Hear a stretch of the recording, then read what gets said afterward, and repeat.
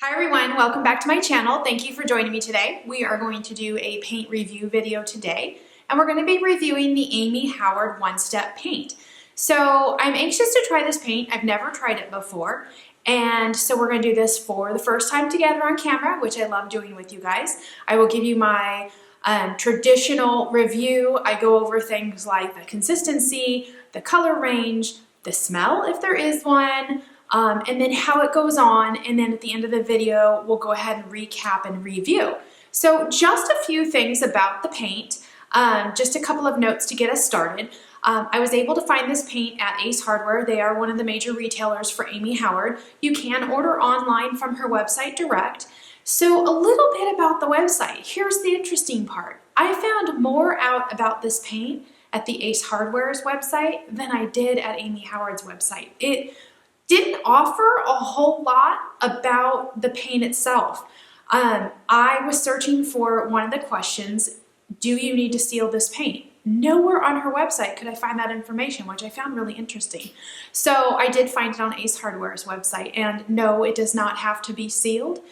You can use a wax finish to change the look of the paint, to age it and such, but you don't have to seal it. So that I just kind of found a little interesting right off the bat. I always do my research on the products that I'm reviewing, and so that's the first thing I do is I go to their website. But anyway, I did find a phenomenal amount of information on Ace Hardware's website, which was great. It told me all about the paint. So anyway, without further ado, let's go ahead and get started. I'm going to tip the camera down so you guys can see up close and zoomed in how this paint goes on firsthand, and we will lay down our first coat, let it dry, do our second coat, and go from there, okay? All right, you guys, so the color I've chosen today is called Cartouche. I don't know if I'm saying that right, Cartouche green. It kind of mimics a duck egg blue. It's a really pretty color. Of course, I chose it because it's a color that I have in my house, and I love this color. One thing that they say to do is shake, shake, shake very well. So I spent a few moments shaking my jar before. I have not opened this yet, so I also do have a stir stick, so I would suggest that if you don't shake it like crazy, definitely have a stir. Oh, it's really stirred. It's really shaken really well. So they say that this paint is really heavy and has a tendency to separate, so definitely shake or stir. So anyway, when I was at my Ace Hardware, their display didn't look super beautiful. They didn't have a lot of colors to choose from actually, so it was kind of a bummer, but I did find a color that I liked. So one thing I do want to tell you guys, in case you wonder, what do I do with these paints after the reviews? Like if it's a paint that I'm not going to use again on furniture in the future, I don't throw them out. Absolutely not. My husband and I are both of the same mindset that we don't really throw anything out. We recycle. So it might get painted on something. If it's not a paint I'm going to use on furniture in the future, it might get used maybe on a piece like that's sitting on my workshop desktop, or maybe a shop piece. So I definitely find uses for it. A lot of times too, if they're paints that I wouldn't necessarily use on a piece of furniture solidly because it just wasn't a formula that I was in love with, you can use them for dry brushing projects, which is absolutely phenomenal. So anyway, just a little fun fact.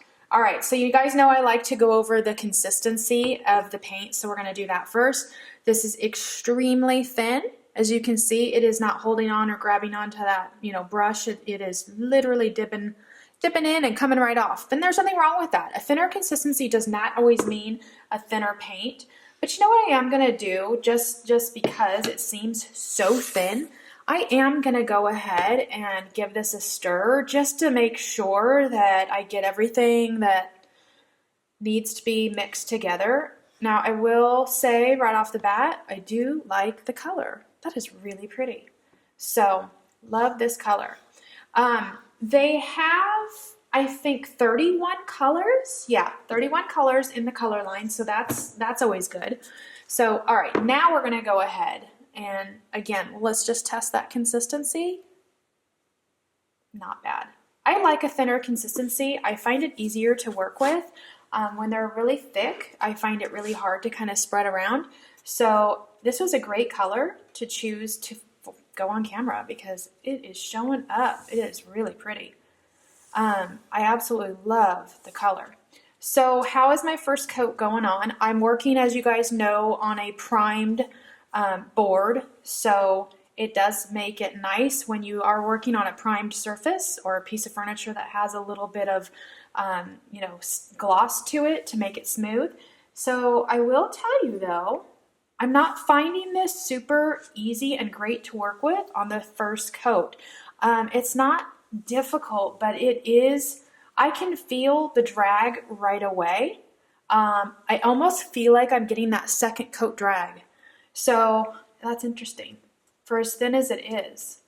So yeah, anyway, it's not bad, but okay, right now I'm going over it and yeah, I'm feeling like if I don't stop, and I literally just layered that 10 seconds ago, it's really difficult for me to move this around. So here's my advice to you on this. First coat, you better get it on quick. Don't overwork it too much or we're gonna end up with some serious brush strokes in there. So the coverage looks really good for being that I just laid down one coat. I'm gonna go ahead and show you super close because I just got this great new camera, and I will tell you guys that you are my first video with my brand new Canon 80D camera. We retired the iPhone from shooting videos, and you are going to see in this video how much better, crisper, clearer, and how wonderful I can zoom in on my projects. So let me just show you guys so you can see first coat. And yeah, so I got some brush strokes in there, which is so unlike me using my On F50, but the coverage is really good. Now this may dry down and you may not see any of those brush strokes. So we're gonna go ahead and let this sit and we will come back for this board. It's probably going to take the average 30 minutes to dry. So we'll see. When we come back, I'll let you know. All right, you guys, we are back and I have let this dry. I was reading the bottom of the jar as I was waiting for this to dry. First of all, interesting thing, like I told you guys to shake it really well. It says on the bottom, shake extremely well, stir really well. It's very heavy and tends to settle. And then it says to leave it open 15 to 20 minutes if you want it to thicken up, which I thought was interesting. So I guess if you like working with a thicker paint, then do that. I have used so many different paints and I've never read one that says leave the can open and let it be exposed to air for 15 to 20 minutes to let it thicken up. So that was interesting. So if you don't want it to, make sure you lid your jar of paint before you leave it out, because otherwise you're going to end up with a thicker paint, I suppose. And it did say 30 minutes to let it dry in between coats. Now, in my opinion, with all the furniture paints I've worked with, 30 minutes is fine for this, but before I recoat, I would definitely go back and wait about an hour to 2 hours. That's the norm for most paints. Now, maybe there's something in this formulation that allows you to go back in 30 minutes, but it does say it right on the jar. The other thing is, and I'm noticing all these things as I'm going along, what I like to do is if I end up with some brush strokes for one reason or another, and that's not real common for me, but if I do end up with some, I like to sand in between coats. It creates a real velvety, buttery, smooth finish. Yeah, they say don't do that with this one. So I found that interesting too. It says right on the jar, do not sand. So I thought that was kind of interesting. But anyway, here is the first coat done and dried. The coverage, I do have to say, is excellent. I do have obviously some peek through in this upper section here. I was finding it a little hard to work with on that first coat, so I wanted to stop so that I didn't overwork the piece, because once you start overworking it, you end up with just drag marks and kind of a mess, so I stopped. But the coverage is really good. I can feel and see some brush strokes. So yeah, that, I don't know why, but that kind of bugs me that you can't sand in between. I always tell people when I'm teaching to do that if they want to. It's not necessary, but it's an option. So I'll tell you what we're gonna do. I'm gonna grab a sanding pad and I'm gonna totally go against the grain and no pun intended, and I am going to sand this because that's gonna bug me that it doesn't look real smooth. So hold on just a moment. All right, so I grabbed my medium grit. All right, that's doing a little bit better than that fine. That fine, super fine, did not really make a difference. I don't see any problem with sanding this. I don't know why it says not to, but honestly, I feel like you're gonna have to if you're gonna use this paint. So I am taking that well, it's like a 220 grit sanding pad. It is the Annie Sloan medium, and I am gonna go ahead and leave that now because it looks a little bit better. So I'll wipe this off and then we will get started on that. All right, I'm all wiped off. Now, what I did, and I tell people a lot of the times, you can either get a cup of water or you can spray your brush down with some water, or you can dip it in some water. I did go ahead and wet down my Klingon brush just a little bit, and in case I didn't mention, you guys know that I'm working with the Klingon F50 today. It is my most favorite brush. I try to stick with this brush for most of the paint review videos so that I'm using the same tools, and the only thing that's changing is the paint product. So I did go ahead and spray it down because I have a feeling that the second coat may be difficult to work with, only because the first coat was a little bit. So I'm gonna go ahead and see what I think. Okay, it is easier to work with. So here's the funny part. We've got a reverse situation going on here.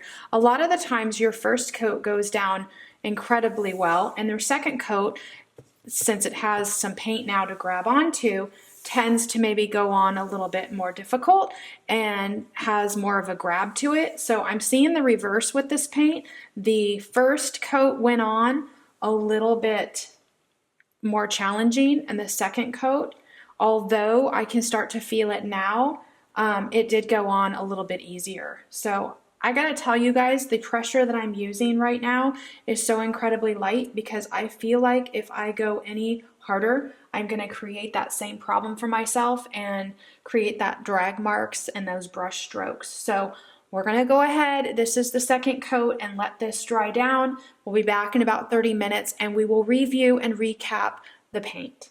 Let me show you this up close wet so you guys can see it. It really does have a beautiful coverage, so that is something that I am impressed with so far. So, all right, we'll be back in just a few moments. All right, you guys, we are at the end of the video where we do the review and recap, and I give you my humble opinion on this paint. So, with that being said, I do want to say, like I always tell you in all of my videos, this is my opinion and my experience, and you may have a completely different one. So just keep that in mind when you're watching this video, okay? So, the Amy Howard paint, the coverage, we're gonna go over this step by step because I like to lay out everything for you guys so you can make an educated decision whether or not you wanna purchase this paint or not. So the coverage was good. I was impressed from the very first coat of coverage. I really liked it. I would say 2 coats, you're good to go. Now that could vary with colors. Keep that in mind. I always like to tell you with the whites or extremely light colors, sometimes you may need more than 2 coats, but I did find that 1 coat coverage was really great. Second coat covered up anything that I missed, so I did like that. The consistency of this paint was on the thinner side, and I did like that. I appreciate a thinner consistency paint with good coverage, so that was really good. Now, with that, I wanted just to mention a side note that on break when I was waiting for the paint to dry, I'm reading the jar again, and because I did read it before I started, but I guess I must have missed it where it says if you want a thicker consistency paint, leave the jar open for 15 to 20 minutes and allow it to thicken up, which I thought was odd only because I've never read that on any of the labels before. I always recap my paint so that I don't let it get exposed too long. I don't know, it's just a thing. But I found that interesting. I didn't test that theory because I don't like working with a thicker paint. So if you do, test it out. Let me know what you find because I thought that was kind of an odd thing to put on your jar. The dry time for this said 30 minutes. For this small board, 30 minutes, I buy it. For an entire piece of furniture, I don't know about that. I would wait at minimum 1 hour before you recoat. I always wait 2 at least before I do mine. That is with most paint lines will tell you that. So I don't know, it did dry fast though, I will say. As soon as I thought it was gonna be about 30 minutes, as soon as 20 minutes struck, I was ready to recoat and I did. Now, it also says on the label, and I always tell you guys to follow the instructions, read the labels. This one said not to sand, and I thought that that was kind of odd because I like to sand. I encourage people to sand in between coats. It will give you a super buttery, smooth finish, and I do it all the time. So I thought that was a little strange, so I broke the rules and I brought out my 220 grit sanding pad like you saw in that segment, because on my first coat, I had the challenge that it wasn't laying down very nicely, and I wasn't happy with the way that it looked. Now the coverage was great, but I had ridges and brush strokes. Now I know it wasn't my tools because I always use the same tools. So typically, and I do that for a reason, so that when I am trying a new paint, I know if something goes awry, it's typically the product, not my tools. So I always use the same boards and I always use the same brushes. So anyway, we went ahead and we sanded that down in between the first and the second coat, and because I wouldn't have been happy with the way it came out. And although that the texture after first coat, there really wasn't any, it was smooth to the touch. I didn't like the ridges and the brush strokes, so we knocked those down, and it had absolutely no adverse effect on the piece. It actually had a very positive effect, and it made it look better. So I'm not sure why they say not to sand, but it is what it is. I did it anyway, and I like the result better. So do what you want with that piece of information. If you want to, go for it, because I don't think you're gonna hurt it. So let me show you guys the piece up close. So this is it, all done and said. It is a chalky matte finish, just like it promises to be. There is absolutely no sheen to it. It is very smooth. That may be due in part to the fact that I sanded it in between coats. I haven't done anything to it after that second coat. This is it, which leads me to, does this need to be sealed? I couldn't find that anywhere. So I think it was on Ace Hardware's website, and it said, no, you do not need to seal it. It does feel very nice. I don't know the durability of this paint without it. I couldn't find any information on that, like people that have done it or have not done it. I typically seal all of my pieces, so I would say if you want to, go for it. You can probably seal this with any product of your choice. I mix all the time. I actually use one particular poly all the time with different paint lines. It has no problem. So if you want to seal it, I'd say go ahead. If you don't want that step, you don't have to do it. If you like that chalky matte finish, you're going to love this finish. So as far as the price point goes, so let's talk about that for a minute. So I would say they offer it in two sizes, the 8-ounce size that I used today for the video, and then they skip and they go way up to 32 ounces. So you don't have that in between, but the 8-ounce size was $16.99, which I thought it's a little pricey. I have bought a lot of paints in my few years, and I spend for double the amount, a pint, the same price. So that was a little rough for me to even want to purchase this, because I thought, oh, that's a little much, but I did it anyway because I wanted to check it out. So $16.99 is for the 8-ounce size, and then they jumped to the 32-ounce, and that was $38.99, and that was at my Ace Hardware. I did notice, now this is kind of a fun fact, on the website, the amyhoward.com, it was a little cheaper. The 32-ounce was $34, and the 8-ounce was just $16 flat. So, but you're gonna have to pay shipping. So anyway, there's that. I didn't think it was bad, but it wasn't that excellent. For the 32-ounce, $38.99 is a good price, but for that smaller one, I thought that was too much. So anyway, does this paint smell? No, it doesn't. They do claim that it has zero smell and you can use it indoors, and they are 100% accurate on that. It does not. I always do a sniff test with paint because that is an issue for some people if you're working indoors. This does not have any whatsoever smell. So, I mean, I put my nose right up to the jar and I can tell you no smell. So, you know, all in all, it's not a bad paint. Is it one I would use again? No, it's not. Just not worth my investment to stock my shelves with it. I did love the color I used today, and I did love the coverage that it provided. I didn't like how it worked. It just didn't jive with me. I don't know what it was. I just had a hard time with that first coat. I did on the second coat give my brush a little wet down, and I thought it was going on really well the first few seconds, and within 10 seconds, I felt like I had to hurry up and finish that coat. So that can be a problem if you're just getting started and you're not comfortable working super fast. I felt like that was kind of one of those things. You had to work really quickly with this paint in order for you to get the best finish possible. So that's just not how I like to work. And so for me, it's kind of a no-go. I wouldn't buy this again. So anyway, I hope that was helpful for you guys today in making a decision whether or not you want to try this paint out. And I appreciate you being subscribers. Thank you so much for watching today. Keep subscribing so you can continue to get all of my videos, and I will catch you on the next one. Bye.